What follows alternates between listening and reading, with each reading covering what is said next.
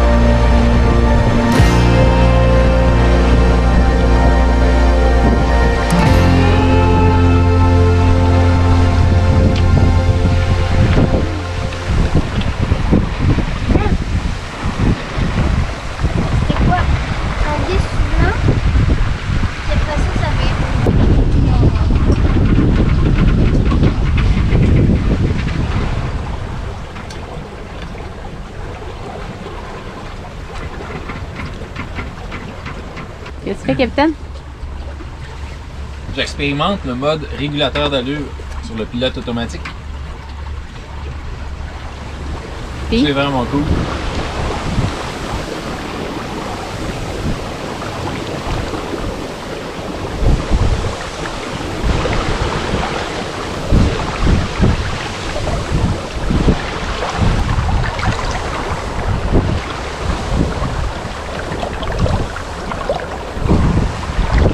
Alors juste en face, on a Gros Kakuna.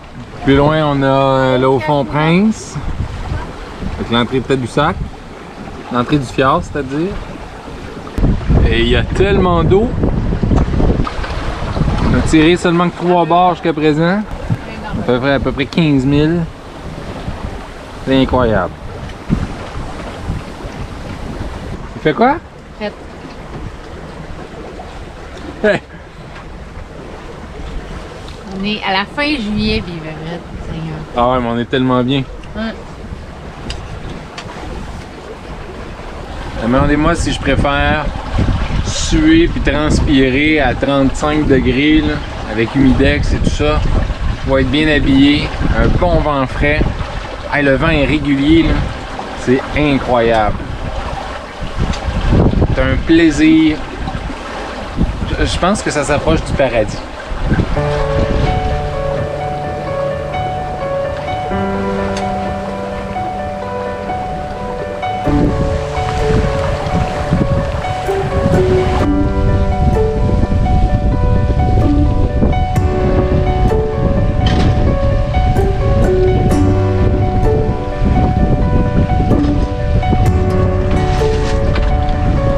Eh oui?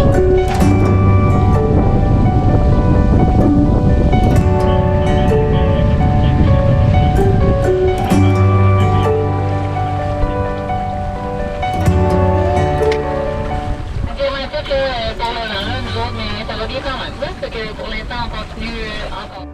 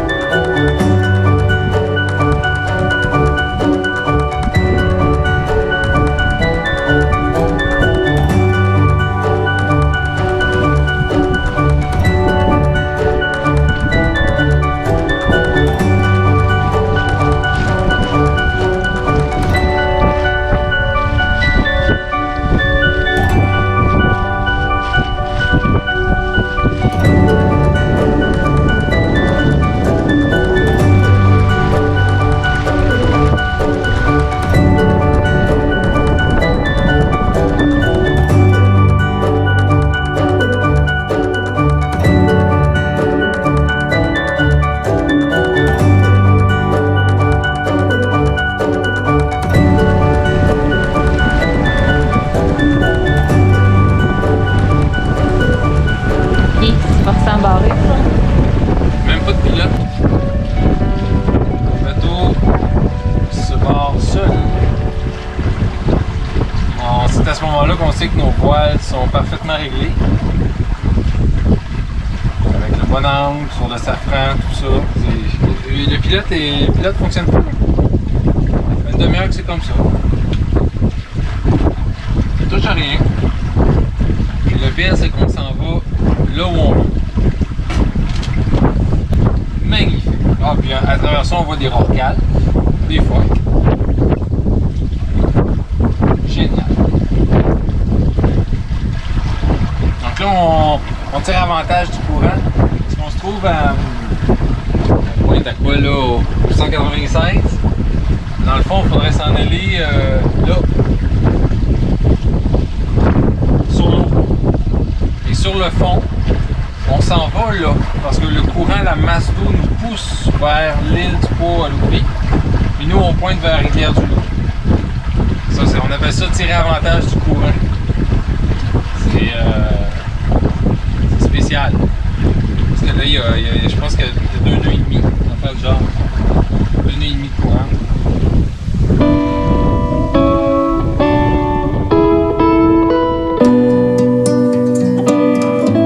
Nous avons merveilleux merveilleusement tiré profit du courant de flot afin d'effectuer un tracé optimal en tenant compte des performances du bateau et des forces hydrauliques en jeu. Cette navigation a été un pur plaisir rempli de stratégie, de technicité maritime et agrémenté de magnifiques observations de la vie marine présente dans notre fleuve. Il est aux alentours de 15 heures lorsque le vent refuse, au point que le courant à lui seul nous mène à bon port. Nous sommes alors à 2,4 milles nautiques de notre mouillage. Nous démarrons la mécanique à bas régime pour profiter de ces lumières, nous offrant un paysage et un environnement paradisiaque.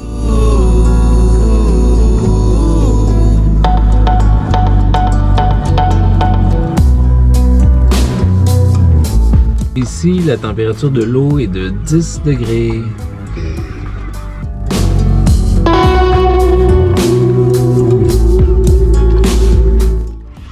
On est parti de Tadoussac ce matin et Eric me disait que c'était sa plus belle journée de navigation à vie. Je pense que c'est parmi aussi les plus belles journées de navigation à vie. Un beau petit vent, le fleuve était plat, mais on avait un 8-10 nœuds en constant. On a bien planifié aussi notre navigation en fonction de la marée. C'était... Il y a de l'eau aussi, c'est vaste. Ça sent bon. Il y a des rorquals partout, il y a des phoques partout. C'est magnifique.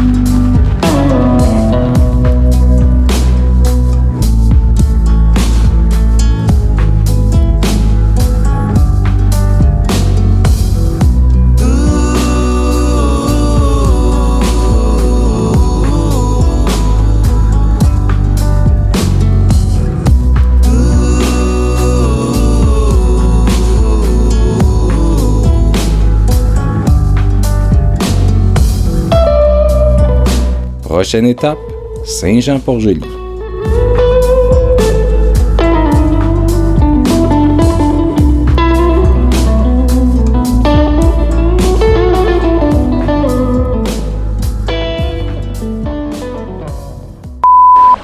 Je pense que ça s'approche du paradis.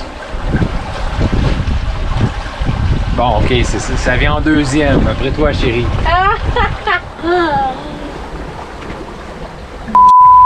Il y a une chanson qui dit je suis amoureux.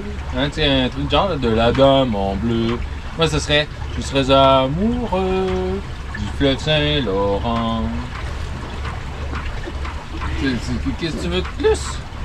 Je m'attendais pas à ce que tu me chantes du Michel Louin. Ouais, c'est du Michel Louin. Surtout, je m'attendais pas à me faire détrôner par un fleuve non plus, mais bon, ça c'est... Ben non, mais je t'aime aussi. Là. Oui. Peut-être pas autant que le fleuve Saint-Laurent en ce moment même.